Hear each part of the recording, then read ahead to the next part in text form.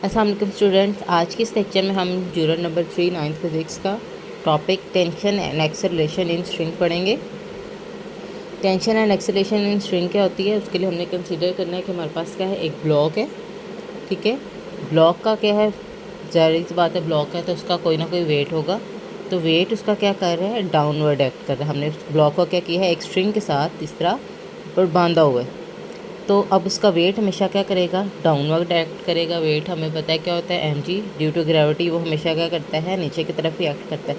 जब ये वेट नीचे की तरफ एक्ट करेगा तो ये स्ट्रिंग के साथ बांधा है, तो ये जब स्ट्रिंग के साथ बांधा है तो यहाँ स्ट्रिंग पे क्या होगा, खिंचाव तनाव होगा।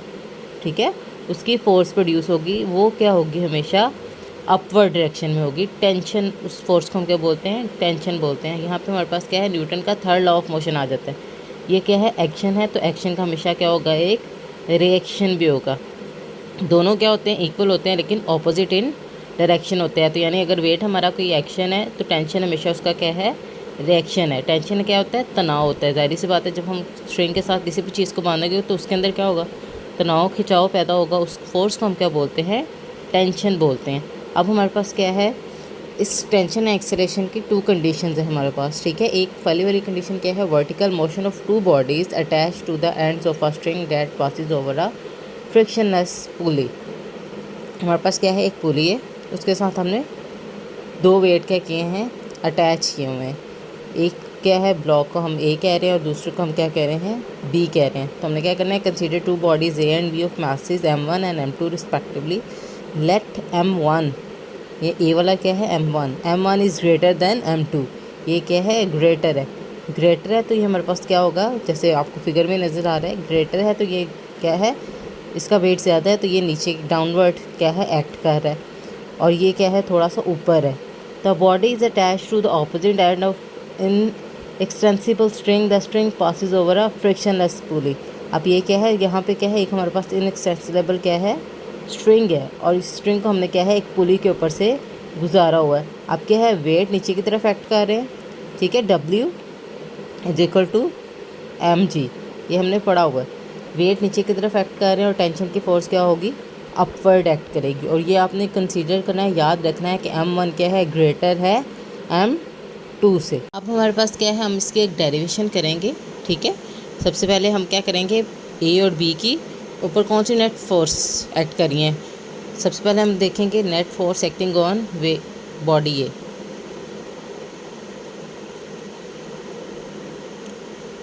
ऑन बॉडी ए, ठीक है, यानी बॉडी ए पे क्या है, कौन सी नेट फोर्स एक्ट कर रही है। तो अब यहाँ पे हम क्या करेंगे, हमारे पास यहाँ पे टू फोर्सेस है, एक क्या है, टेंशन है, और दूसरा क्या है, वेट है। तो अब हम क्या करेंगे, इनका एक रिलेशन बना लेंगे। ठीक है, अब हमारे पास क्या है, टेंशन और वेट है, तो नेट फोर्स जो हमारे पास एक्ट करेगी, ठीक है, वो हमारे पास क्या होगी, m1 जी। नेट फोर्स में एक्ट कर, हम क्या करते हैं, ऐड करते हैं, लेकिन हमारे पास क्या है, ये ऑपोजिट डायरेक्शन में। ठीक है, जब ऑपोजिट डायरेक्शन में क्या है, ये एक्शन है, ये रिएक्शन है, ऑपोजिट डायरेक्शन में जब होते हैं तो हमें पता है हमारे पास क्या हो जाता है, साइन चेंज हो जाता है। तो यहाँ पे हम क्या करेंगे, -t। ठीक है, इसको हम कह देंगे, ये हमारी इक्वेशन 1।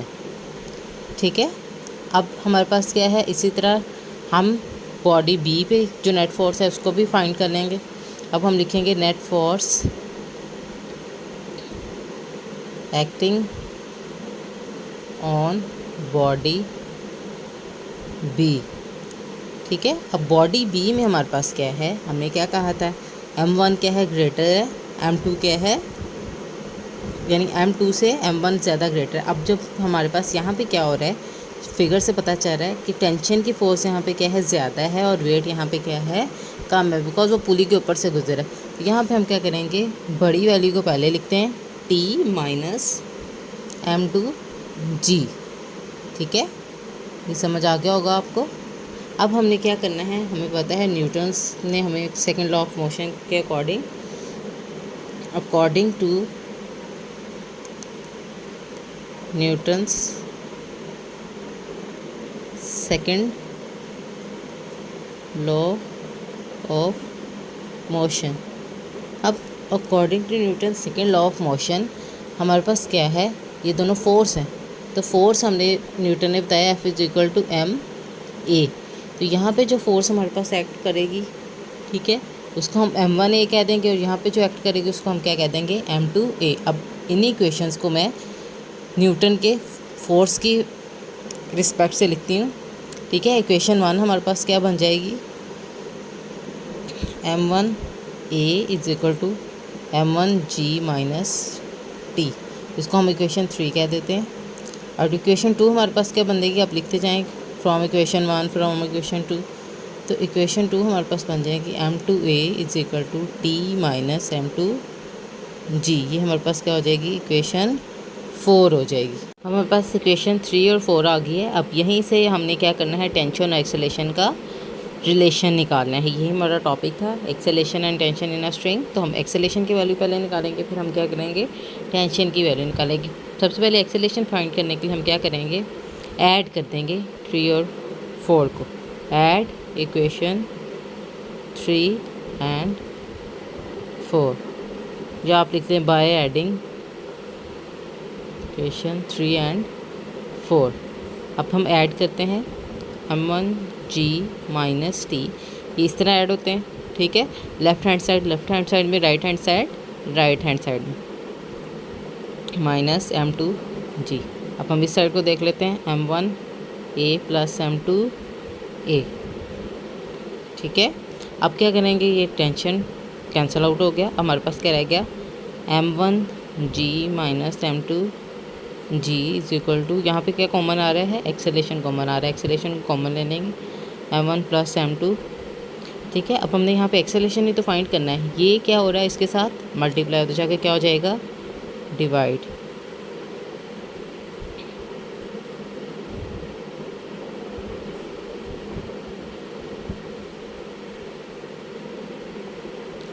अब यहाँ पे हमने एक और काम करना है, यहाँ पे g भी तो कॉमन आ रहा है, तो हम g को भी क्या कर लेंगे, कॉमन ले लेंगे। इक्वेशन को रीअरेंज करते हैं, m1 minus m2g over m1 plus m।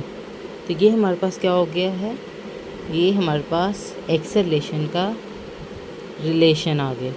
हमें एक्सेलेरेशन और टेंशन फाइंड करनी थी, यहाँ पे हमारे पास क्या है, एक्सेलेरेशन का रिलेशन आ गया। अब हम क्या करेंगे, यहाँ से टेंशन फाइंड करेंगे। क्या करेंगे, टेंशन फाइंड करेंगे। टेंशन फाइंड करने के लिए हमारे पास ये जो हमारी इक्वेशन 3 एंड 4 थी, अब हम इनको क्या करेंगे, डिवाइड करेंगे। तो मैं लिखती हूँ यहाँ पे, divide equation 4 by equation 3, divide equation 4 by equation 3। अब हमने यहाँ पे क्या करना है, इक्वेशन 4 पे इक्वेशन 3 को क्या कर देना है, डिवाइड करें। इक्वेशन लिखते हैं, t पहले इक्वेशन 4 लिखेंगे, t माइनस m2g डिवाइड भी ऐसा होगा, लेफ्ट हैंड साइड पे, और right hand side minus t, और इधर हमारे पास क्या है, m1a ओवर m2a। यहाँ पे a से क्या हो जाएगा, कैंसल आउट हो जाएगा, ठीक है। अब हमारे पास ये m1 क्या रह गया, m1g माइनस, ठीक है, यहाँ पे m1 और m2 रह गया। इनको सॉल्व करने का हमारे पास एक ही मेथड है, हम इनको क्या कर देते हैं, क्रॉस मल्टीप्लाई कर देते हैं, ठीक है। क्रॉस मल्टीप्लाई करने के लिए क्या करेंगे, m2t माइनस m2g और m1g माइनस t, हमने इनको अंदर क्या कर देना है, मल्टीप्लाई कर देना है, ठीक है। तो हमारे पास क्या बन जाएगा, m1t minus m2g is equal to m1g minus m2t, ठीक है। अब हमने क्या करना है, टी वाले एक साइड पे करने हैं और g वाले एक साइड पे कर लेना। m1t ये इधर क्या हो रहा है, माइनस, इधर आके क्या हो जाएगा, प्लस m2t। ये यहाँ पे हमारे पास, इसको भी हम m1 m2g, ये यहाँ पे माइनस, इधर जाके प्लस, ठीक है। तो यहाँ पे हमारे पास क्या आ रहा है, पहले की तरह t कॉमन आ रहा है, t कॉमन ले लेते हैं। यहाँ पे हमारे पास क्या है, देखेंगे सेम है, तो हम इसको लिख सकते हैं 2 m1 ऐड कर देंगे ना, सेम है m2g, अब यहाँ पे क्या है, टेंशन फाइंड करना है, ये इसके साथ मल्टीप्लाई उधर जाके क्या हो जाएगा, डिवाइड। तो ये हमारे पास क्या है, टेंशन का रिलेशन आ गया।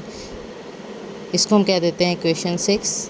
ठीक है, तो हम क्या क्या फाइंड कर रहे थे, tension and acceleration in a string, और हमने क्या कहा, अपनी फर्स्ट कंडीशन क्या है डिस्क्राइब किया है, जिसमें क्या थी, बॉडी क्या थी, दोनों हॉरिजॉन्टल पोजीशन पे पड़ी हुई थी।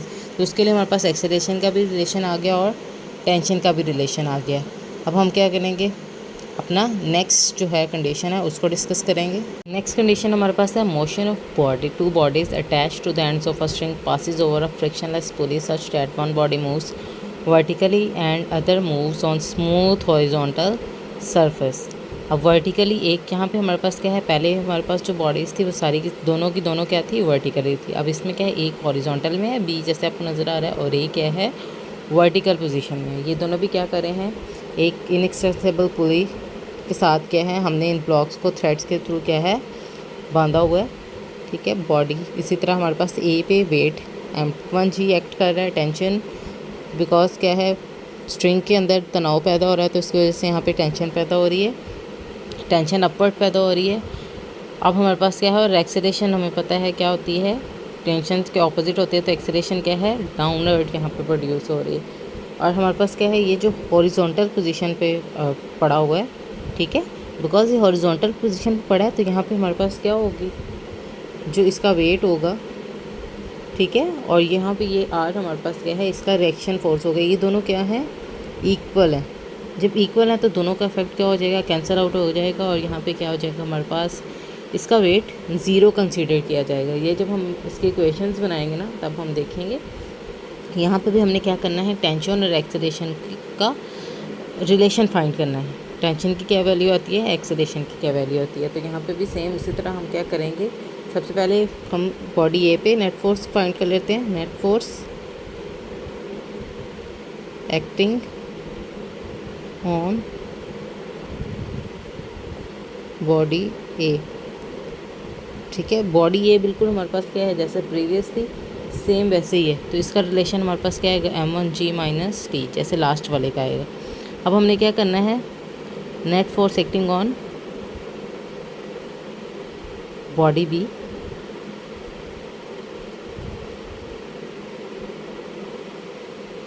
अब यहाँ पे जो रिएक्शन फोर्स आ रही है, ठीक है, according to Newton's law of motion, ठीक है, हमारे पास third law of motion, action और रिएक्शन क्या हो जाएंगे, बराबर होते हैं। ठीक है, तो ये दोनों एक दूसरे का अफेक्ट क्या कर देंगे, कैंसिल आउट कर देंगे। तो यहाँ पे जो हमारे पास वेट आएगा ना, यहाँ पे हम उसको क्या कंसीडर करेंगे, ज़ीरो कंसीडर करेंगे। ठीक है, तो ये हमारे पास इक्वेशन को हम कह सकते हैं कि बस इसको हम खाली टी भी लिख सकते हैं। तो ये हमारे पास इक्वेशन 1 होगी, ये हमारे पास इक्वेशन 2 होगी। तो उसी तरह हमारे पास क्या है, according to Newton's second law of motion, F क्या होता है हमारे पास, एम ए के इक्वल हो गया। तो बॉडी ए के लिए क्या हो जाएगा, M1A, बॉडी बी के लिए M2A। फर्स्ट और सेकेंड इक्वेशन को लिखते हैं। According to Newton third law of motion, M1A is equal to M1G minus T, और M2A is equal to T. यहाँ पे वेट हमारे पास क्या हो गया, ज़ीरो हो गया, इसलिए हम इसको क्या करेंगे, खाली टेंशन के इक्वल लिख देंगे। तो ये हमारे पास क्या हो जाएगी, इक्वेशन 3, और ये हमारे पास इक्वेशन 4। अब हमने क्या करना है, एक्सेलरेशन और टेंशन का रिलेशन फाइंड करना है। तो हम क्या करेंगे, बाय एडिंग ऐड कर देंगे 3 एंड 4, ऐड करें M1A plus M2A, M1G minus T plus T, ये दोनों कैंसिल आउट हो गए। ठीक है, एक्सेलरेशन कॉमन ले लेते हैं।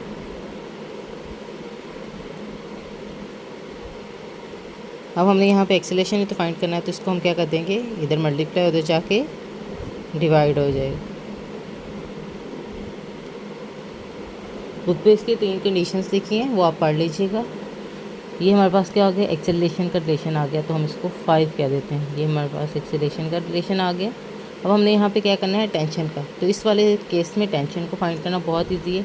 ये टेंशन का हमारे पास वैल्यू है, तो हम क्या करेंगे, ये जो एक्सेलरेशन की वैल्यू आई है इसको हम क्या कर देंगे, इक्वेशन 4 में पुट कर देंगे। Put the value of acceleration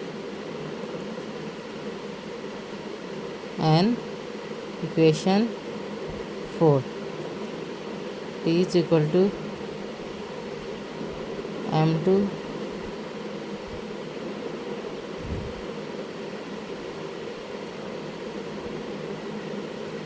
अब इसको मल्टीप्लाई करते हैं simply, m1 m2 m1 plus m2g। ये हमारे पास क्या आ गया, टेंशन का रिलेशन आ गया इस केस के लिए। ठीक है, तो अब इस लेक्चर में हमने क्या पढ़ा है, tension and acceleration in a string. तो इसकी दोनों कंडीशंस हमने पढ़ ली हैं। होपफुली आपको आज का लेक्चर अच्छा लगा होगा। इससे रिलेटेड अगर कोई भी क्वेश्चन है तो कमेंट बॉक्स में लाजमी पूछिएगा, और अगर वीडियो अच्छी लगी हो तो वीडियो को लाइक और शेयर लाजमी करें। Thank you so much.